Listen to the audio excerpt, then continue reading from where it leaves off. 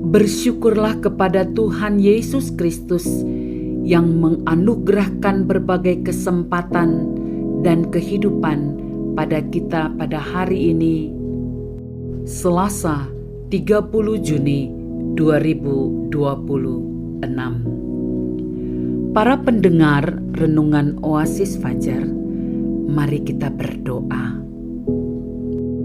Tuhan Yesus, kami menundukkan kepala kami, namun hati kami terangkat kepadamu, sebab kami tahu bahwa Engkaulah pemilik hidup kami yang membagi-bagikan berkat bagi kami.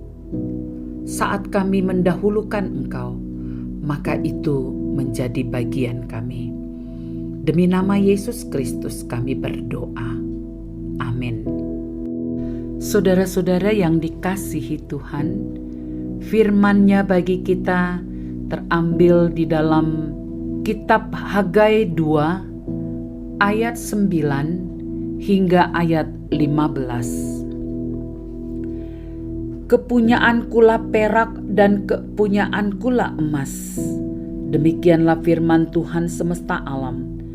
Adapun rumah ini kemegahannya yang kemudian akan melebihi kemegahannya yang semula, firman Tuhan semesta alam. Dan di tempat ini aku akan memberi damai sejahtera. Demikianlah firman Tuhan semesta alam. Pembangunan bait suci terancam oleh ikut sertanya orang-orang najis.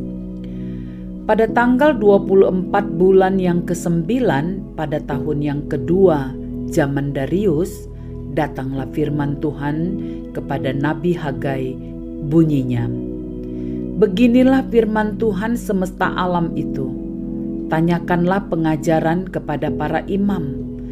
Andai kata seseorang membawa daging kudus dalam punca bajunya, lalu dengan puncanya itu ia menyentuh roti atau sesuatu masakan, atau anggur, atau minyak, atau sesuatu yang dapat dimakan, menjadi kuduskah yang disentuh itu?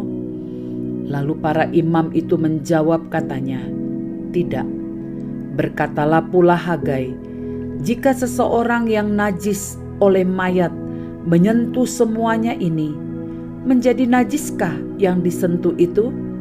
Lalu para imam itu menjawab katanya, tentu. Maka berbicaralah Hagai katanya, begitu juga dengan umat ini dan dengan bangsa ini di hadapanku. Demikianlah firman Tuhan. Dan dengan segala yang dibuat tangan mereka dan yang dipersembahkan mereka di sana adalah najis. Judul renungan kita hari ini, berkat bagi yang mendahulukan Tuhan. Ayat 10 sebagai penekanan. Adapun rumah ini kemegahannya yang kemudian akan melebihi kemegahannya yang semula, firman Tuhan semesta alam. Dan di tempat ini aku akan memberi damai sejahtera. Saudaraku, berkat sejati dianugerahkan kepada umat yang mendahulukan Tuhan, karena kemuliaan dan damai sejahtera bersumber dari penyertaannya. Ungkapan Tuhan semesta alam menegaskan kedaulatan Allah atas seluruh ciptaan dan sejarah. Kemegahan yang dijanjikan bukan bersifat material, melainkan teologis, yakni kemuliaan Allah yang nyata di tengah umatnya. Damai sejahtera atau shalom mencakup pemulihan relasi dengan Allah, kesejahteraan, hidup, dan kepenuhan berkat perjanjian. Dalam Hagai 2 ayat 11 hingga 15 ini, Tuhan menegaskan pentingnya kekudusan dan ketaatan umat. Kenajisan hati dapat mencemari seluruh pekerjaan mereka.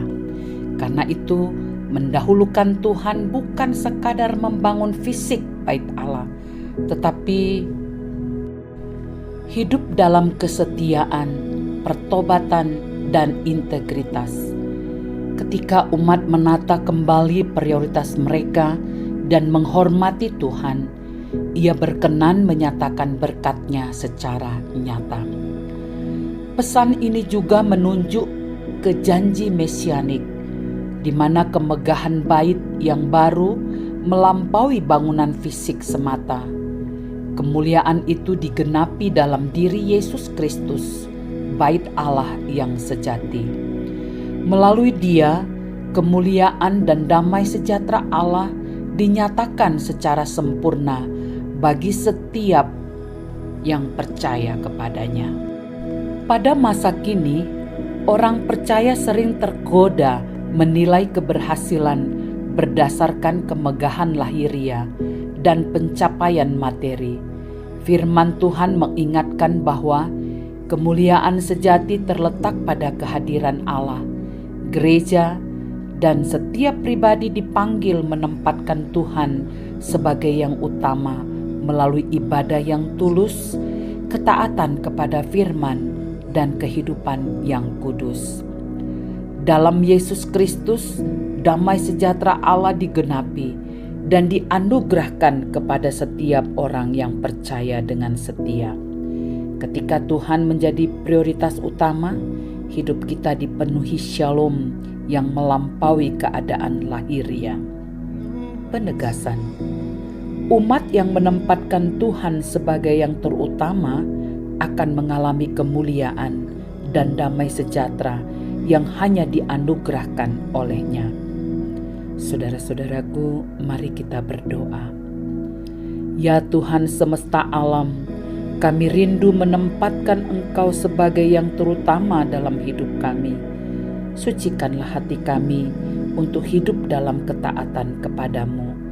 Nyatakanlah kemuliaan dan damai sejahtera-Mu di tengah kehidupan kami. Demi Yesus Kristus. Amin. Para pendengar renungan Oasis Fajar, kita telah menyimak bagian-bagian firman Tuhan dan uraiannya.